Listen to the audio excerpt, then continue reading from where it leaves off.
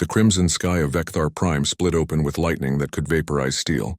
Captain Mara Dalen stood at the edge of the settlement, her enviro suit already screaming warnings about the ion storm approaching from the eastern canyons. Behind her, the Vecthari elders chittered in their guttural language, mandibles clicking with what she'd learned to recognize as despair. The cubs, translated her comm device. Lost, Storm took them. Mara's jaw tightened. She'd been on this planet for 6 months as part of the Terran Diplomatic Corps, learning the ways of the Vecthari, a species humanity had only recently made contact with. They were apex predators on their world, standing 8 feet tall with obsidian exoskeletons and razor-sharp limbs that could slice through reinforced hull plating. The galaxy had learned quickly not to threaten them.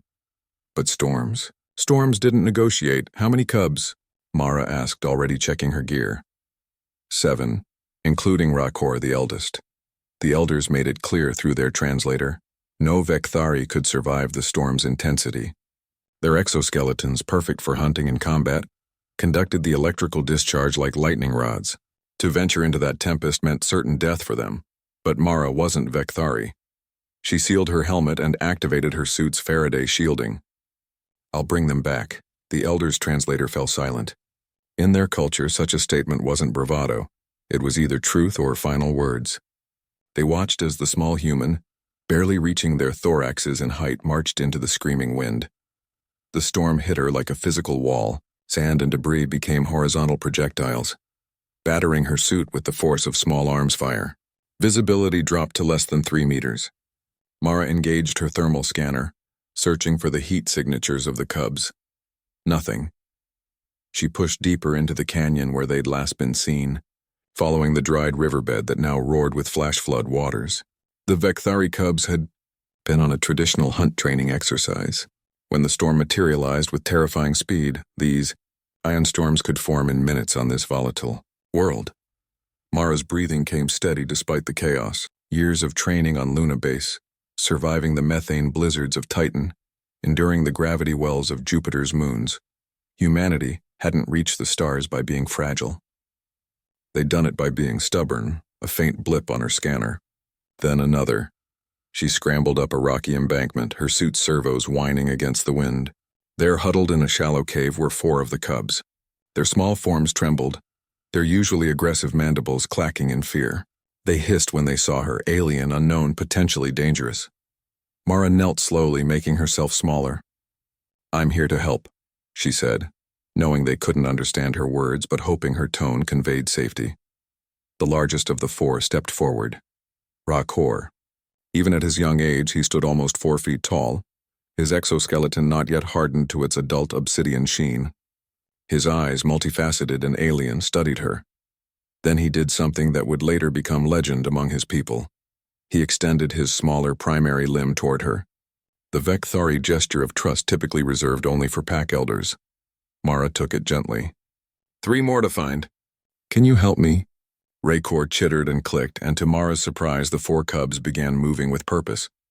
They could sense their packmates in ways her technology couldn't.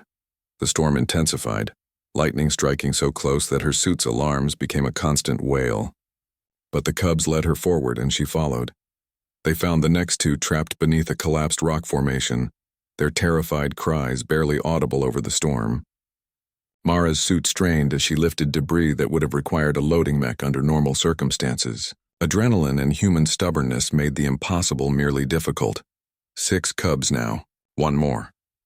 The last cub had fallen into a crevasse, its cries growing weaker. The gap was too narrow for the other cubs, but just wide enough for a human in a slim enviro suit. Without hesitation, Mara rappelled down, her line groaning against the wind. The cub was injured, one leg bent at an unnatural angle. It snapped weakly at her approach, delirious with pain and fear.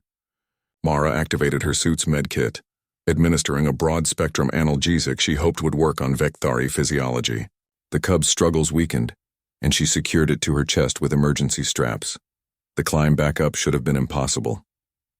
The storm, the weight, the crevasse walls crumbling around her, every variable screamed death.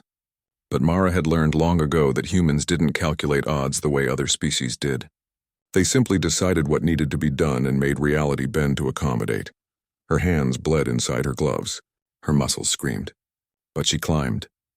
When Captain Mara Dallin emerged from the storm 3 hours later, she was barely standing. Her suit was cracked in a dozen places, its systems failing. The 7 cubs clustered around her, with Rakor supporting her weight with his small but sturdy frame. The Vekthari elders stood in absolute silence, a rarity for their kind. Mara collapsed to her knees, gently releasing the injured cub to its parents.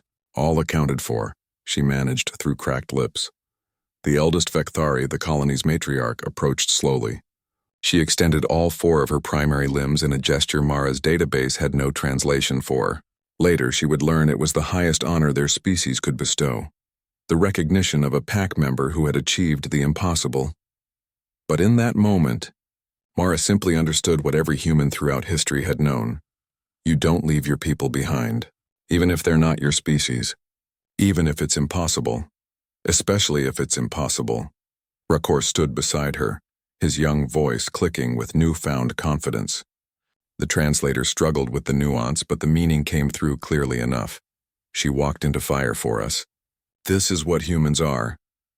The story of that day would spread across the Vekthari worlds and beyond, not of human weapons or human technology, but of something far more formidable, human determination.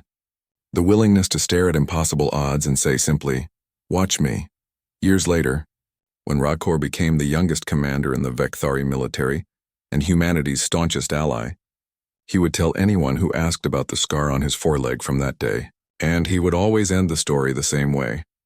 I learned what it means to be brave from a human half my size who refused to let a storm decide our fate. That is why we stand with Earth. That is why we will always stand with Earth. Because humanity had taught the galaxy's apex predators a simple truth. There are things more dangerous than claws and venom and strength. There is courage. There is will. There is the human who looks at impossible odds and says, "I'll bring them back," and does.